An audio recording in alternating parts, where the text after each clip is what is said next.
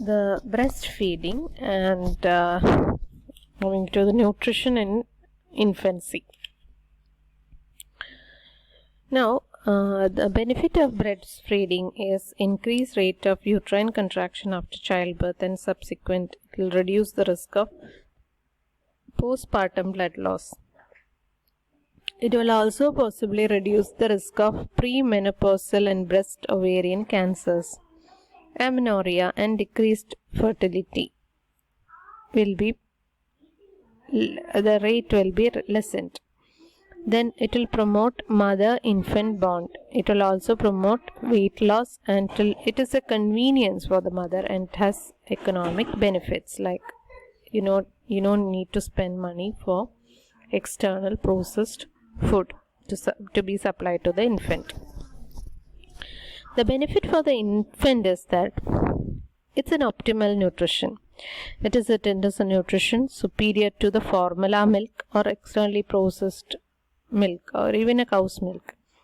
It is sterile and always fresh, so they will have less chances of getting diseases or something. It is more easily digestible than cow's milk or any other milk or any other artificial feed. Now it is it supplies immunity, so it gives immunity to the infant. So that infant will have fewer allergy and intolerances, fewer respiratory, gastrointestinal troubles, ear infections will be less in such infants. It will also increase the brain development, and also it will lead to infant-led feeding. It will protect them against chronic diseases later in life.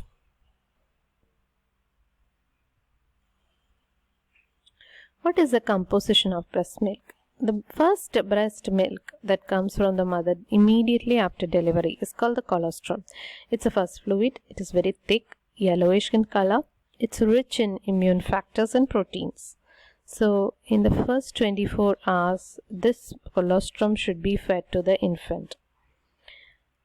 And it provides enough calories. And it contains all the micro and macronutrients that need to be supplied to the young one. The composition of breast milk is about 20 calories per ounce. It contains the protein whey and casein, milk protein.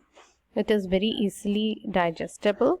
It has a fore milk, that is the first coming milk, and the after, that is the milk which comes out later, that is hind milk. If you just compare them, that is the fat content is very less. You don't have to limit time at the breast, and there is no clear indication about which is the best of that. All that is both the fore milk and hind milk is good enough for the child.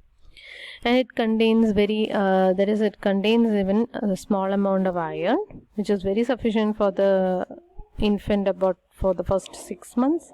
So first 6 months it need to be fed only on the breast milk. It will get all the sufficient balanced nutrition. Absorption is facilitated by high vitamin C concentration, which need to be supplied by the lactating mother. So the lactating mother should include all these supplements in her diet so that it can be supplied to the infant during breastfeeding. Now the nutrient requirement for lactation is that the woman who's lactating requires about extra 500 kilocalories per day, and it is higher needed. It is a higher need compared to that of the pregnancy period. So in pregnancy period we require only about 360 to 470 kilocalories, but in lactating period this energy requirement is greater. So at the lactating period, it's advisable that the mother should consume around extra 500 kilocalories per day. So this is require an increased need for carbohydrates and increased fluid intake. Inadequacies will reduce the quality. Inadequacies will not reduce the quality of the milk, but it will reduce the quantity of the milk. That should be really taken into consideration. That is, inadequacies in diet will not reduce the quality of the milk, but it will reduce the quantity of the milk.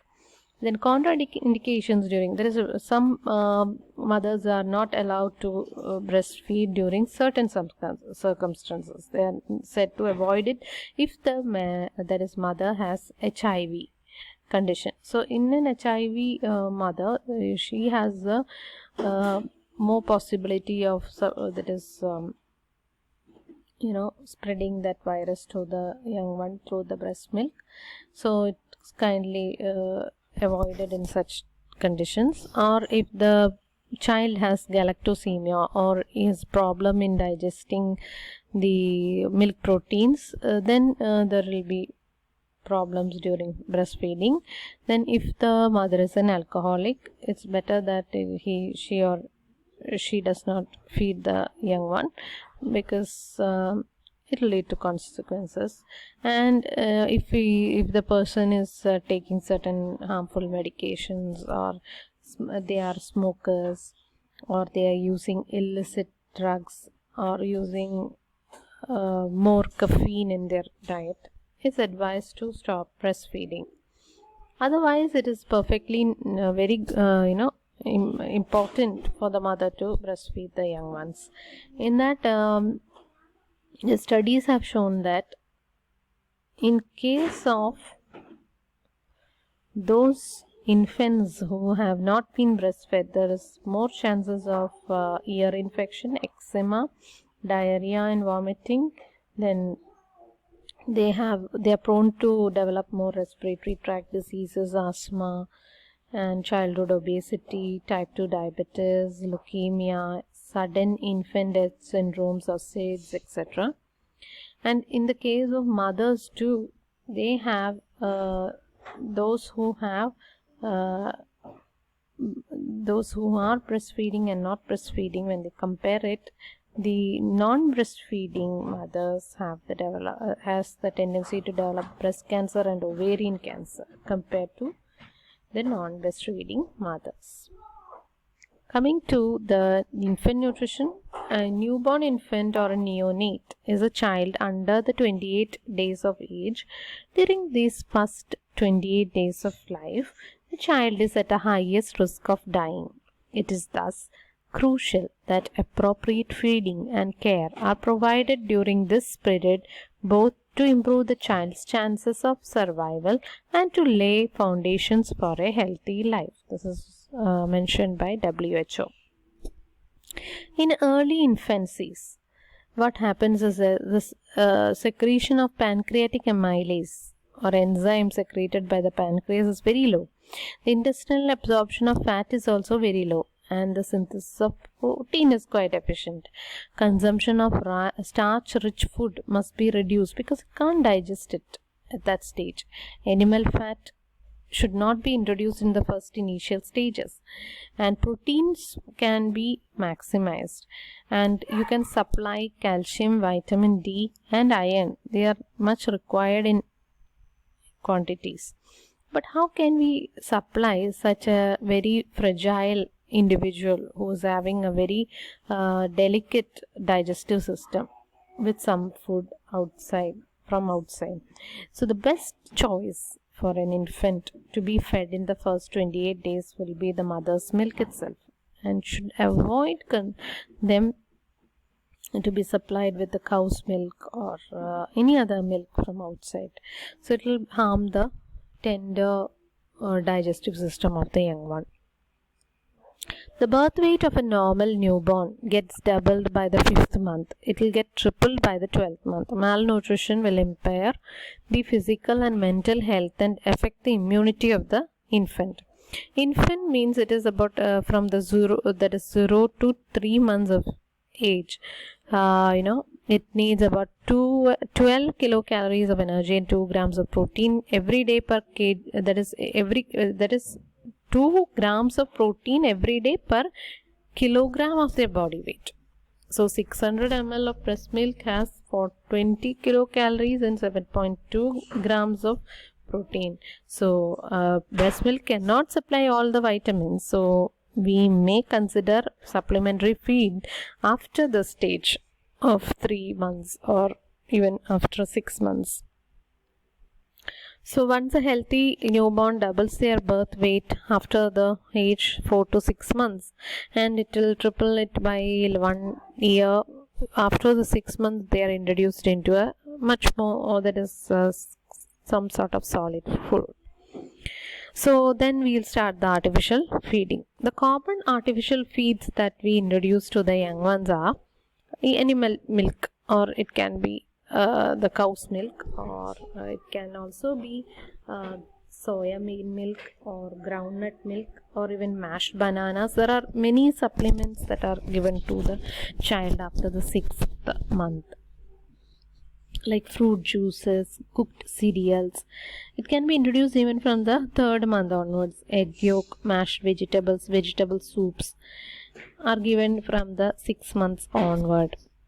The formula of the animal milk feed, in the first month it can be, you need to dilute it with water, and also you need to, if you are supplying animal milk to the young one, then the milk should be sterilized, diluted and sugared, and its fat content should be properly regulated. Then only it should be given to the young ones. Now in case of artificial feeds, we include the animal milk from either the cow, buffalo, goat, sheep, camel, etc. can be introduced. Then you can also introduce groundnut milk, soybean milk, banana powder, juice of fresh juice, boiled leafy vegetables, mashed banana, pumpkin, egg yolk, powdered or double cooked cereals, pulses, then meat soup, or any other food that we can give them to, that is like from the commercial products, etc.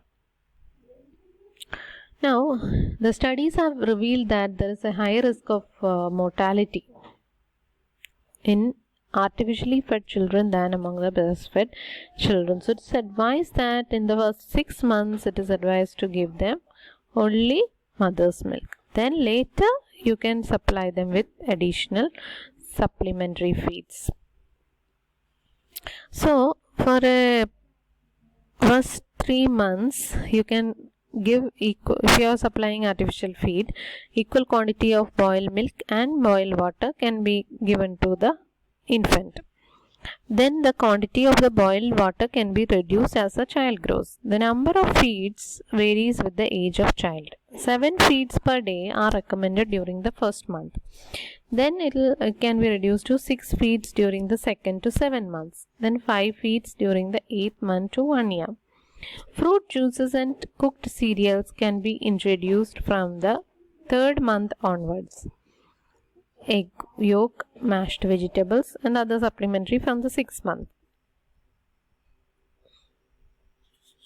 This is a comparison of how the infant formulas are modified compared to the breast milk. So the breast milk have 7% of calories from protein, 38 from carbs, 55 from fats. While cow milk is about 9 to 12% from protein, 41 to 43 from carbs, 48 to 50 from fats. Now, the first food that we supply to the young ones are at the 6 months, that is iron fortified baby cereal can be given. Rice cereal is hypoallergenic, that is why we give always rice based products for the children. 6 months, by 6 months we can introduce fruits and vegetables. Only one new food should be given over 2 to 3 days, or they may develop certain allergic symptoms. So in order to note that, you should introduce only one new food in the 2-3 days. Commercially that is available baby food are not necessary, but do not provide sanitary and convenient choices.